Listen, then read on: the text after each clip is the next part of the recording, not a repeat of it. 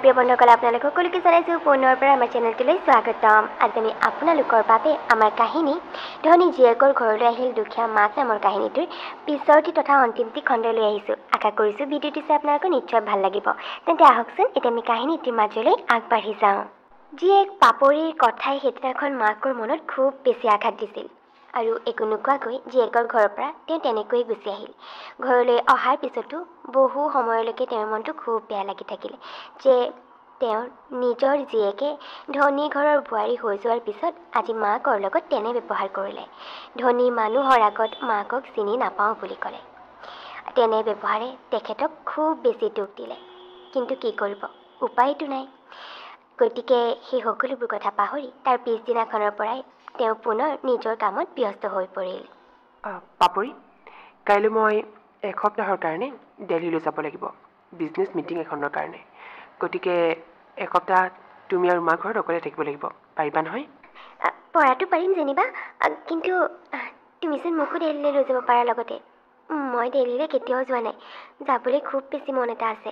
গতিকে তোমাৰ লগতে মোকো লৈ ব'লা না। মই তোমাক লৈ যাব পাৰিলোহেঁতেন পাপৰি, কিন্তু তোমাক লৈ গ'লে আকৌ মা ঘৰত অকলশৰে হৈ যাব নহয়। মাক মই অকলে এইটো বয়সত এৰিব বিচৰা নাই।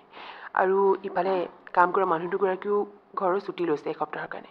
গতিকে তুমি গুচি গ'লে মা ঘৰত একেবাৰে অকলে হৈ যাব আৰু ঘৰৰ কাম বনবিলাক কোনে কৰিব? গতিকে তুমি যাব নালাগে। তুমি এতিয়া মাৰ লগতে থাকা, পিছত কেতিয়াবা তোমাক ফুৰাবলৈ নিশ্চয় লৈ যাম বাৰু দিয়া। ঠিক আছে, হ'ব বাৰু দিয়া। উপায়তো নাই এতিয়া। ঠিক আছে দিয়া, পিছত নিশ্চয় তোমাক লৈ যাম পাপৰি। এটা কাম কৰা, এতিয়া তুমি মোৰ পেকিংখিনি ভালকৈ কৰি থৈ দিয়া। মই কাইলৈ ৰাতিপুৱাই ওলাই যাব লাগিব। এতিয়া অফিচৰ আৰু তোমাৰ কাম আছে, মই কৰি থৈ আহোঁগৈ। সেই বুলি কৈ পাপৰিকে পুনৰ অফিচলৈ ওলাই গ'ল। এই বুঢ়ীজনীৰ কাৰণে মই আজি এওঁৰ লগত যাব নাপালোঁ। দেখিবলৈ মন নাযায়। এতিয়া এই এসপ্তাহ মই ঘৰত অকলে অকলে বুঢ়ীজনী চোৱা চিতা কৰিব লাগিব।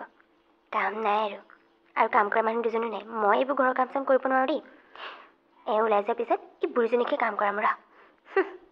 মোক ঘৰত কাম কৰিবলৈ মাকৰ শুশ্ৰূষা কৰিবলৈ ঘৰত থৈ গৈছে, কৰিব লাগিব নহয় মই কাম। যিমান পাৰোঁ এই বুঢ়ীজনীকে কাম কৰোৱাম। আৰু তেনেকৈ পিছদিনাখন হ'ল আৰু তাৰ পিছদিনাখন ৰাতিপুৱাই পাপৰি গিৰিয়েক অফিচৰ কামত দিল্লীলৈ বুলি ওলাই গ'ল। ঘৰত থাকিল তাই আৰু তাইৰ শাহুৱেক।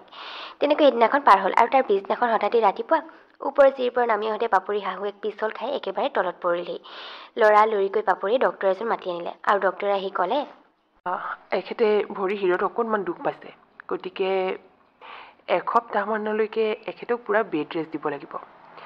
আপুনি যিমান পাৰে এখেতক শুশ্ৰূষা কৰক এই এসপ্তাহ।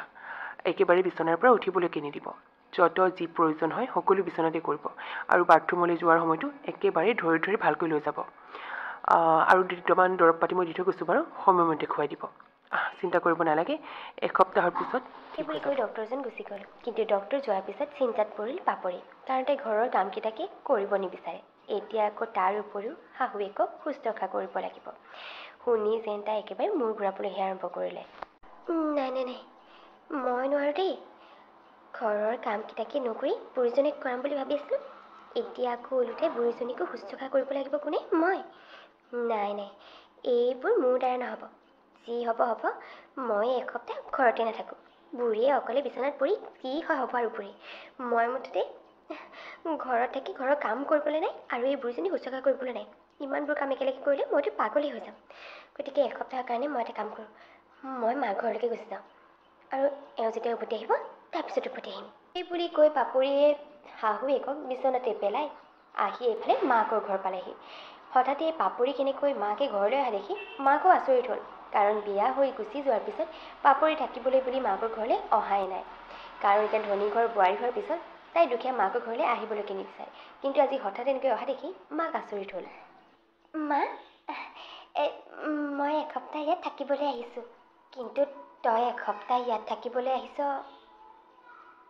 মোৰ যেন কথাটো বিশ্বাসেই হোৱা নাই। সঁচা কথা ক পাপৰি, তই ইয়ালৈ অহাৰ কাৰণটো কি? জোঁৱাইৰ লগত কিবা কাজিয়া পেচাল লাগিলি নেকি? সঁচা কথা ক পাপৰি, মিছা নামাতিবি কিন্তু। মা, তুমিও যে কি নহয়। ঠিক আছে, তুমি যদি কাৰণটো জানিব বিচাৰিছা মই কৈ দিছোঁ তেনেহ'লে। এওঁ মানে এসপ্তাহৰ কাৰণে দিল্লীলৈ গৈছে আৰু এসপ্তাহ মোৰ ঘৰতে থাকিবলৈ কৈছিল। কিন্তু আমাৰ ঘৰৰ কাম কৰা মানুহ দুজনীও এসপ্তাহৰ কাৰণে ছুটি লৈছে। গতিকে মই ঘৰৰ কাম বনবিলাক অকলে কৰিব নোৱাৰোঁ। তাতে আজি ৰাতিপুৱা এই মা মানে মোৰ শাহু মা চিৰিৰ পৰা পৰিল। এতিয়া ভৰিত অকণমান দুখ পাইছে বুলি কৈছে ডক্টৰে। গতিকে এসপ্তাহ তেখেতক শুশ্ৰূষা কৰিব লাগিব বুলি কৈছে। কিন্তু মই এইবোৰ কৰিব নোৱাৰোঁ। তুমিচোন জানাই সৰুৰে পৰা মই একো কাম নকৰাকৈ ডাঙৰ হৈছোঁ। এতিয়া মই ইমানবোৰ কাম একেলগে কেনেকৈ কৰিব পাৰোঁ? এই এসপ্তাহত মই জানো পাগল হৈ নাযাম কোৱা? সেইটো কাৰণে মই ইয়ালৈ গুচি আহিছোঁ মা। আৰু মা, সেইদিনাখন মোৰ বাৰ্থডেত তোমাৰ লগত কৰা ব্যৱহাৰৰ কাৰণে তুমি এতিয়াও মোক খং কৰি আছা ন? মা, সেইবোৰ কথা পাহৰি যোৱা। মোক এসপ্তাহ মানে মই ইয়াত থাকিম আৰু এসপ্তাহ। বাছ, কি ক'লি তই পাপৰি? তই পগলা হৈছ নেকি হা? তোৰ শাহুৱেৰক তই তেনেকৈ ঘৰৰ বিচনাত পেলাই থৈ আহি তই এসপ্তাহৰ কাৰণে ইয়ালৈ থাকিবলৈ আহিছ। আৰু এইটো কাৰণে আহিছ যাতে তই শাহুৱেৰো শুশ্ৰূষা কৰিবলগীয়া নহয়, ঘৰৰ কাম বন কৰিবলগীয়া নহয়। সঁচাকৈ তই সঁচাকৈ মায়া মমতা তোৰ মনত একো নাই যেন পাইছোঁ মই। ঠিক আছে, তই যদি আৰামত থাকিব বিচাৰিছ তেনেহ'লে তই ইয়াত থাক। তোৰ সলনি মই যাম তোৰ ঘৰলৈ আৰু এই এসপ্তাহ তহঁতৰ ঘৰখন চম্ভালিম, তোৰ শাহুৱেৰৰ শুশ্ৰূষা কৰিম। তই তেওঁক কেনেকৈ পেলাই থৈ আহিব পাৰ, কিন্তু মই নোৱাৰোঁ, বুজিলি? সেই বুলি কৈ মাকে পাপৰিক ঘৰতে থাকিবলৈ দি পাপৰিৰ সলনি তাইৰ ঘৰলৈ আহিল তাইৰ মাক। আৰু আহি এসপ্তাহ দিন ধৰি শাহুৱেকক শুশ্ৰূষা কৰা, ঘৰৰ কাম বন কৰি ঘৰখন চম্ভালক, সেই সকলোবিলাক কাম পাপৰিৰ মাকেই কৰিলে। পাপৰিৰ অনুপস্থিতিত তেনেকৈ এসপ্তাহ পাৰ হ'ল। আৰু এসপ্তাহৰ পিছত পাপৰিৰ শাহুৱেক সম্পূৰ্ণৰূপে সুস্থ হৈ উঠিল। আগৰ দৰে নিজৰ ভৰিৰ ওপৰত থিয় হ'ব পৰা হ'ল। আৰু সেই এসপ্তাহৰ পিছত এইফালে পাপৰিৰ গিৰিয়েকো কামৰ পৰা আহি ঘৰ পালেহি। আহিয়েই নিজৰ মাকৰ মুখৰ পৰা পাপৰিৰ সকলো কথা গম পালে যে কেনেকৈ পাপৰিয়ে মাকক বিচনাত পেলাই গুচি গৈছিল কাম কৰাৰ ভয়ত, তেখেতক শুশ্ৰূষা কৰাৰ ভয়ত, আৰু এসপ্তাহে পাপৰিৰ মাকে কেনেকৈ তেখেতক শুশ্ৰূষা কৰি সুস্থ কৰি তুলিলে, সেই সকলোবোৰ কথা। তুমি পালাহি? চৰি হা, মোৰ অহা অলপ দেৰিয়ে হৈ গ'ল। মই তোমাতকৈ আগে ঘৰলৈ আহিম বুলি ভাবিছিলোঁ, কিন্তু কাপোৰ চাপোৰ পেক কৰি থাকোঁতে অকণমান দেৰি হৈ গ'ল। পাপৰি, এতিয়া কিয় আহিছা এইখন ঘৰলৈ তুমি? মই নথকাৰ অৱস্থাত মা যেতিয়া চিৰিৰ পৰা পিছলি পৰিছিল আৰু মাক এসপ্তাহৰ কাৰণে বেড ৰেষ্টৰ প্ৰয়োজন হৈছিল, তেতিয়াতো তুমি মাক শুশ্ৰূষা কৰিব লাগিব বুলি মাৰ ঘৰলৈ থাকিবলৈ গুচি গৈছিলা। মোৰ মাক সেইটো সময়ত তেনেকুৱা অৱস্থাত তুমি বিচনাত অকলে পেলাই মাৰ ঘৰলৈ থাকিবলৈ গুচি গৈছিলা। আৰু তোমাৰ মা আহি মোৰ মাক সেৱা শুশ্ৰূষা নকৰাহেঁতেন মোৰ মাটো সুস্থ হৈ নুঠিলেহেঁতেনে। এসপ্তাহ নাখাই নগৈ বিচনাতে পৰি থাকি মা চাগেই। গতিকে তোমাৰ নিচিনা মানুহ এজনী এইখন ঘৰত কোনো প্ৰয়োজন নাই। তোমাৰ নিচিনা পত্নী এগৰাকী মোকো নালাগে। গতিকে তোমাৰ আৰু মোৰ মাজত যি সম্পৰ্ক আছিল সেই সকলোবোৰ শেষ। এতিয়া তুমি এইখন ঘৰৰ পৰা ওলাই যাব পাৰা। সেয়া তুমি কি কৈছা? ওলাই যাব লাগে ঘৰৰ পৰা? মই তোমাৰ পত্নী হয়। তুমি এনেকৈ ওলাই যাবলৈ ক'লে মই ওলাই নাযাওঁ নহয়। প্লিজ প্লিজ এনেকৈ নক'বা। মই ৱাইফ হয় তোমাৰ। গতিকে তুমি ইমান সৰু কথাটোৰ কাৰণে মোক এনেকৈ ঘৰৰ পৰা আৰু তোমাৰ জীৱনৰ পৰা উলিয়াই দিব নোৱাৰা নহয়। মা, তুমি বুজোৱা না প্লিজ। এওঁক এনেকুৱা কৰিবলৈ মানা কৰা না, বুজোৱা আকৌ। জোৱাই, তুমি এনেকৈ নক'বা। মোৰ এজনীয়ে ছোৱালী, তাইৰ লগতো এতিয়া এনেকুৱা হ'লে মই কেনেকৈ সহ্য কৰিম বাৰু? তুমি তাইৰ ভুলৰ কাৰণে ইমান ডাঙৰ শাস্তি নিদিবা। মই জানো তাই ভুল কৰিছে, কিন্তু তুমি তাৰ কাৰণে ইমান ডাঙৰ শাস্তি নিদিবা তাইক। মই বুজাম, তাই বুজি পাব। মাজনী, এতিয়াতো অন্ততঃ বুজিবলৈ চেষ্টা কৰ। তোৰ এই কাম বন নকৰি আৰামত থাকিম বুলি ভবা এই কথাষাৰে সৰুৰে পৰাই তোক, আচলতে মোৰ গাতে দুখ। মই সৰুৰে পৰাই যদি তোক কাম বন কৰিবলৈ শিকালোহেঁতেন, তই কাম বন নকৰি বুলি কোৱাৰ পিছত তোক যদি জোৰ কৰিবলৈ ক'লোহেঁতেন, আজি অন্ততঃ কাম দেখি তই ইমান ভয় নাখালিহেঁতেন। জোৱাই, গতিকে যি ভুল কৰিছোঁ সেয়া ময়েই কৰিছোঁ। তাইৰ গাত ভুল নাই। গতিকে তাইক ইমান ডাঙৰ শাস্তি নিদিবা জোৱাই। আৰু তাইৰ সলনি মই আছিলোঁ নহয়, মই সেৱা শুশ্ৰূষা কৰিছোঁ বিয়নীক। আৰু বিয়নী, আপুনিও কওক আকৌ, বুজাওক আকৌ। এইটো ভুলৰ কাৰণে তাইক ইমান ডাঙৰ শাস্তি দিবলৈ মনা কৰক জোৱাই। নহ'লে মই কি কৰিম বাৰু? মোৰ ছোৱালীজনীৰ লগত এনেকুৱা হ'লে মই সহ্য কৰিব নোৱাৰিম।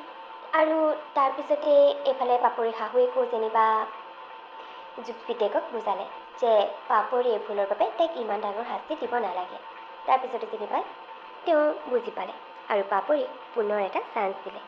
আৰু পাপৰিও এইফালে বুজি পালে যে যিগৰাকী মাকক তাই দুখীয়া বুলি ধনী মানুহৰ আগত চিনাকি কৰি দিবলৈ লাজ পায়, বাৰ্থডেৰ দিনা ঘৰৰ পৰা ওলাই যাবলৈ কৈছিল, আজি সেইজনী মাকৰ বুজনিতে গিৰিয়েকে তাইক পুনৰ এটা চান্স দিলে। নহ'লেতো তাইক গিৰিয়েকে ঘৰৰ পৰা আৰু তাইৰ জীৱনৰ পৰা ওলাই যাবলৈ কৈছিল। মাকে নুবুজোৱাহেঁতেন হয়তো ইমান দেৰিলৈকে তেওঁ তাইক ঘৰৰ পৰা উলিয়াই দিলেহেঁতেন। অৱশেষত নিজৰ ভুলবোৰ পাপৰিয়ে বুজিব পাৰিলে আৰু সেইদিনাখনৰ পৰা তেনে ভুল আৰু কোনোদিন নকৰোঁ বুলি পাপৰিয়ে যেন শপত খালে। তেন্তে আমাৰ কাহিনীটো আপোনালোকে কেনেকুৱা লাগিল? যদিহে ভাল পালে তেন্তে প্লিজ ভিডিঅ'টো লাইক আৰু এটা কমেণ্ট কৰি দিব। আৰু যদিহে আপোনালোকে আমাৰ চেনেলটো নতুন তেন্তে প্লিজ আমাৰ চেনেলটো ছাবস্ক্ৰাইব কৰি দিব। তেন্তে লগ পাম পুনৰ এটা নতুন ভিডিঅ'ৰ সৈতে। তেতিয়ালৈকে বাই।